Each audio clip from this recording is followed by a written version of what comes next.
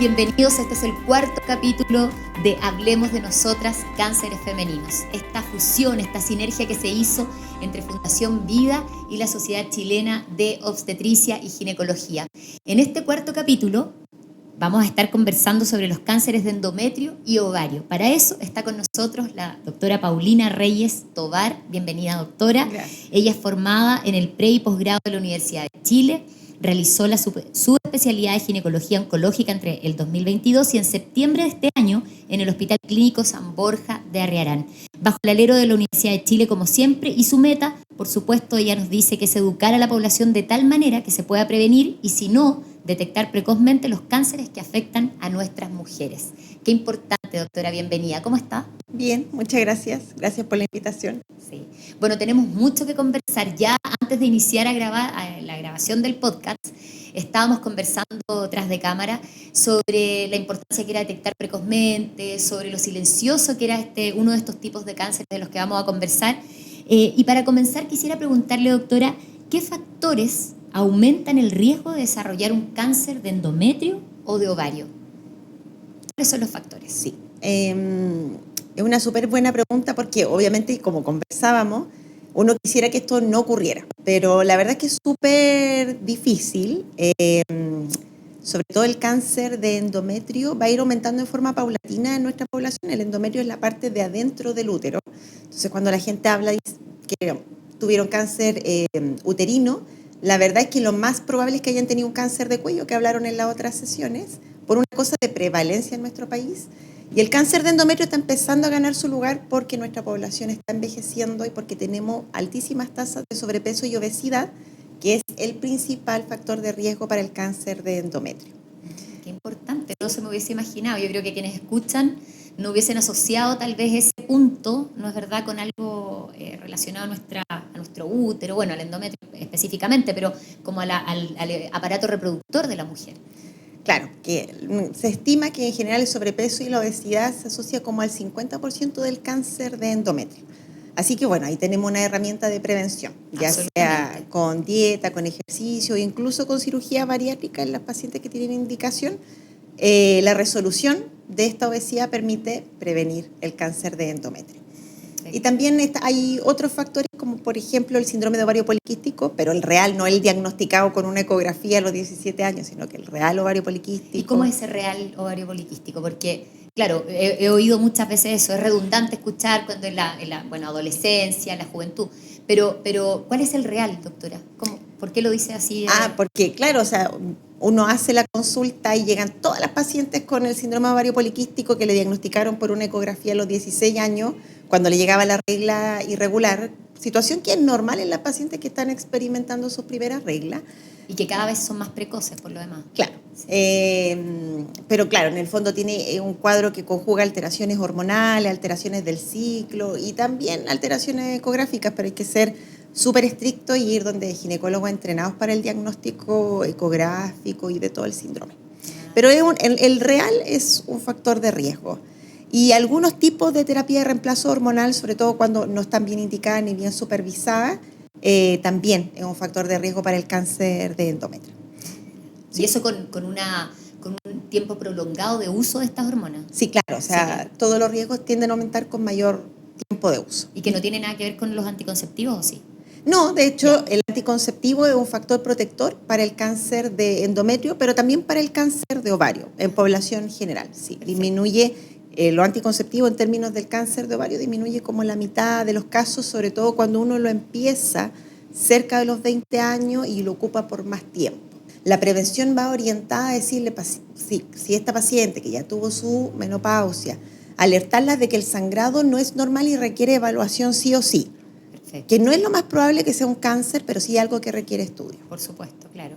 Y el cáncer de ovario es todo lo contrario, son también pacientes mayores, pero que tienen síntomas muy inespecíficos y en general los estamos diagnosticando, no solo acá en Chile, sino que en todo el mundo, en etapas que ya no están tan tempranas, así que son más difíciles de manejar. Y de tratar, claro. Sí. El tratamiento probablemente es más invasivo, ¿no es verdad? Sí. Y eso de que, quiero detenerme en eso, cuando usted, y me llama la atención cuando dice que están ahí como fuera de nuestro, y que están como más libres. Por eso se tiende a pensar no sé si es mito o realidad, usted me lo tiene que aclarar, doctora, pero es por eso que tal vez se asocia a lo mejor a otras molestias el cáncer de ovario. Digo que los síntomas no están precisamente asociados a una regla irregular, sino más bien a lo mejor a un dolor de estómago o a una hinchazón, no sé, ¿es Sí, así? exactamente, porque además de los fenómenos inflamatorios que produce el cáncer, la tiende a ramificarse más bien dentro de las estructuras de la guatita. Entonces son esos implantes los que pueden generar además molestias que son inespecíficas y en definitiva generan el retraso en el diagnóstico. Perfecto. ¿Y cómo cómo podríamos diagnosticar o qué tiene que tener en cuenta una mujer para poder estudiarse y decir, sabes que estoy teniendo tales molestias o tales señales?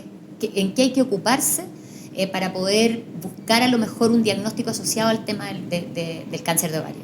Claro, el cáncer de endometrio, yo siempre le digo a las pacientes cuando van a su control de climaterio y todo, cualquier sangrado debes consultar, sí, eso. Si ya no tienes regla, no es normal que, típico que van las pacientes mayores y dicen, uy, estoy de nuevo de 15, no es así, tienen que ir a consultar, tenemos que estudiarla. Pero en el cáncer de ovario nos pasa a nosotros los ginecólogos, que tendemos a normalizar muchos síntomas que son inespecíficos. Pacientes que dicen, no, ¿sabes qué? Pucha, me estoy hinchando mucho, alimentos que antes consumía en forma normal, ahora ya no me hacen tan bien, he bajado de peso, no estoy haciendo nada distinto. Esas situaciones son las manifestaciones, en el fondo, indirectas que pudiesen manifestar un cáncer de ovario.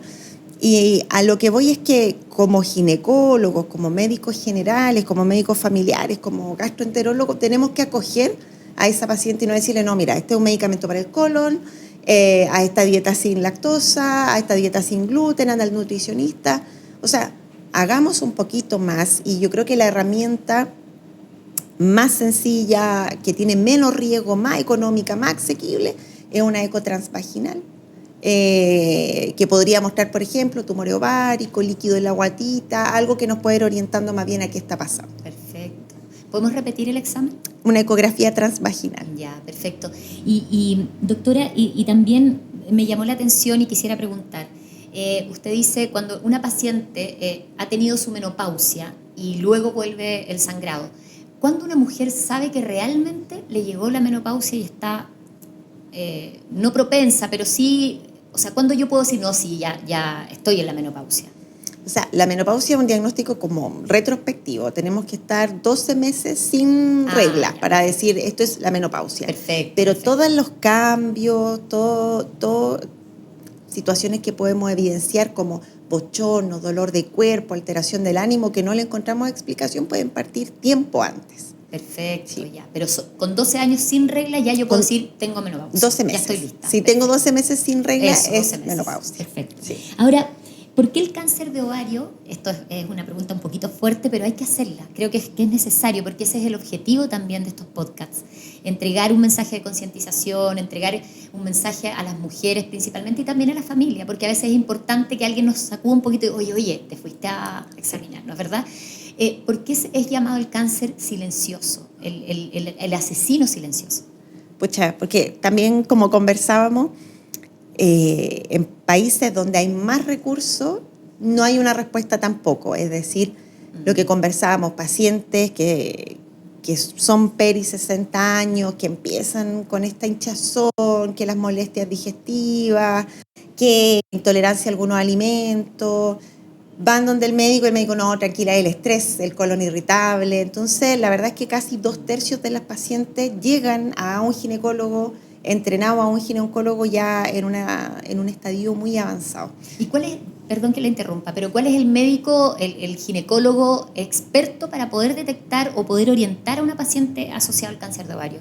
O sea, cualquier ginecólogo debe tener conocimiento. Nosotros, claro, digamos, cuando estamos en el pregrado, siempre esto del asesino silencioso, sí. No desestimar los síntomas.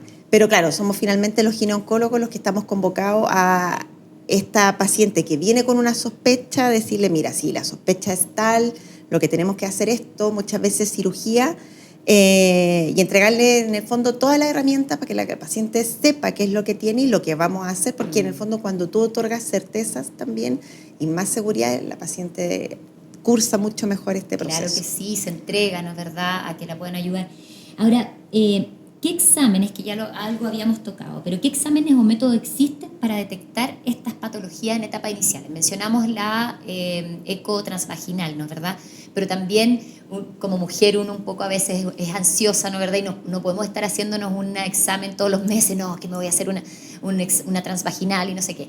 Pero, aparte de ese, ¿existen otros métodos? Sí, existen otros métodos en general para el cáncer de endometrio, porque en el fondo tienes que pensar que debe ser sometida a un examen una paciente o uno mismo, a algo que no requiera ni hospitalización, ni sedación, ni nada de eso. Que sea Por ambulatorio, eso, claro. Claro, que sea ambulatorio y tenga lo mínimo riesgo. Por eso la ecografía es una buena opción, pero depende mucho de la tolerancia que uno tenga y de a dónde va. No todos los ecografistas son iguales. Claro que sí. Claro, hay algunos exámenes de sangre, sobre todo en el cáncer de ovario, que ocupamos como predictores para saber qué tan bueno, qué tan malo un quiste que recién me apareció.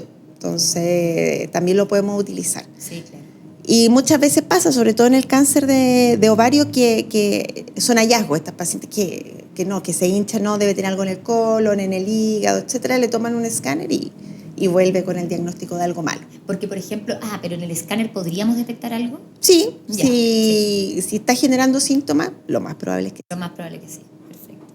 ¿Y qué papel tienen los antecedentes familiares en la detección de estos cánceres? Porque al principio de la conversación usted dijo, no, el tema genético, una alteración genética que viene de la abuela, qué sé yo, de la mamá, no lo sé. Pero, ¿qué papel juega ese tema en las pacientes con cáncer de endometrio o de ovario? Claro, o sea, en ambos tipos de cáncer Influye. hay una influencia genética, sí. Son distintos síndromes genéticos que en general agrupan la manifestación en ciertos tipos de cánceres. Entonces uno les pregunta, uno está acostumbrado durante la paciente viene con una sospecha, por ejemplo, de cáncer de ovario, que tiene un quiste en la ecografía, etcétera. Sí. Pucha, en tu familia han habido antecedentes de cáncer de mama, sobre todo mujeres que tengan cáncer de mama menos de 50 años o que tengan un caso masculino, o pacientes que tienen un familiar que tiene cáncer de ovario, o que la misma paciente incluso haya tenido un cáncer de mama. Y algo similar pasa con el cáncer de endometrio, tiende a asociarse en el caso de que haya una asociación genética con el cáncer colorectal. Entonces le preguntamos, ¿hay antecedentes de cáncer de colon? ¿Cuántos familiares son? ¿Son menores de 50 años? Y uno así permite armar la historia y en el fondo esta paciente podría tener algo genético e idealmente la mandamos donde una genetista que la pueda asesorar y elegir qué test genético y con todo el camino que hay que recorrer. Y ese test genético, por ejemplo, ¿está al alcance de todos? Podemos hacerlo, porque me imagino que yo he oído, de hecho, hace muy pocos días conversaba con una paciente que estaba saliendo ya de una terapia, de un tratamiento para el cáncer de ovario. Se hizo el estudio genético porque tiene 2 hijas. Entonces, igual es caro. Entonces, ¿es accesible en el sistema público, por ejemplo? Sí y no. O sea, por ejemplo, en Estados Unidos, sobre todo en Estados Unidos, es mucho más libre esto de yo voy y solicito un test genético, pero te quedas sin la consejería genética asociada, porque ¿qué pasa si sale esta alteración? Y tú sabes que la tiene, o sea, eso significa que tiene que ser derivado gastroenterólogo, claro, dermatólogo, urólogo, etcétera. Entonces, además de ser caro, es caro porque la técnica es cara, pero porque además idealmente debiese ir con todo un asesoramiento genético para elegir. Posterior al resultado. Claro, y antes, para elegir el mejor test, el que esté validado, realizarlo y con los resultados sentarse a conversar, mira, esto es lo que hay que hacer contigo y esto es lo que hay que hacer con tu familia. Bueno, y para reforzar, doctora, y ya para ir terminando, dijimos hay señales, hay factores que influyen, pero por ejemplo hay cambios físicos, algo que yo pueda darme cuenta, no sé, el pelo seco, no sé, la piel más seca que de costumbre, no sé, estoy especulando, pero existen como señales físicas que una mujer pueda decir, ¿sabes qué? Tengo, por ejemplo, no sé, a veces tenemos un lunar raro, no sé qué, es una señal. En este caso, ¿existe alguna señal física en las mujeres que pueda llamar nuestra atención y decir, ¿sabes qué? Me voy a ir a revisar, voy a preguntar, voy a ver qué pasa? En el cáncer de endometrio no, más que nada este sangrado, este debut con sangrado en una etapa donde ya no debiésemos sangrar con o sin hormonas. Cualquier sangrado inesperado fuera de la norma nos debe hacer sospechar, incluso en pacientes jóvenes. O sea, si bien estos son cánceres que afectan a pacientes después de la menopausia, peri 60 años, puede afectar a mujeres súper jóvenes también, peri 40 años, 35 años. Entonces, cualquier cambio que veamos en el sangrado nos debe hacer consultar. Y por otro lado, si yo comía de todo y no me hacía nada mal, si no estoy cambiando la dieta, pero noto que estoy bajando de peso, si noto que me estoy hinchando mucho en las tardes, yo misma como mujer, como paciente, yo debo insistir y acudir a distintos médicos hasta que alguien me diga, ¿por qué? Y en segundo lugar, a todos los colegas que vemos pacientes con estos síntomas gastrointestinales inespecíficos, no desestimarlo. O sea, no es que esté comiendo más pan, no es que esté estresado, o sea, algo hay ahí y amerita estudio. No siempre algo malo, no siempre algo ginecológico, pero es algo que amerita estudio. Eso es importante para poder prevenir. Bueno, la doctora Paulina Reyes Tovar, doctora, le queremos agradecer, pero antes de terminar, sí me gustaría que usted pudiera dar un mensaje a quienes la escuchan, un mensaje lo más simple posible que podamos entender a esas mujeres que a lo mejor aún no se atreven, o más que no se atreven, sino que han asociado a lo mejor algún síntoma a un problema estomacal o algo que le cayó mal, o a esas mujeres que pasan muy estresadas, que corren todo el día, o tal vez a esas mujeres que hace 5 años no se hacen ningún estudio. Yo creo que el mensaje es lo mismo que conversábamos hace un rato, para que todo alrededor tuyo esté bien, tus hijos, tu pareja, tus amigos, tu familia, tú tienes que estar bien. Y para estar bien, tienes que estar sana. Así que ese es el mensaje. Si yo me siento mal, si hay algo que me llame la atención, algo que yo noto distinto en mí, me tengo que hacer el espacio, consultar, y así en el fondo estar bien y que todo funcione bien y en armonía. Sí. Pero tenemos que darnos la prioridad que merecemos. Así es. Bien, doctora, muchas gracias. La verdad es que ha sido un gusto conversar con usted en este 4º capítulo de estos podcasts. Hablemos de nosotras, cánceres femeninos. Suena fuerte la palabra cáncer, pero Fundación Vida, al unirse con la Sociedad Chilena de Obstetricia y Ginecología, busca esto, concientizar, hacer un llamado, poner medidas de alerta para nosotras las mujeres. Así es que ha sido un gusto, doctora, mucho éxito y sigamos, ojalá, generando esta sinergia con la sociedad chilena y también con toda la gente, con los pacientes principalmente, y Fundación Vida. Muchas gracias.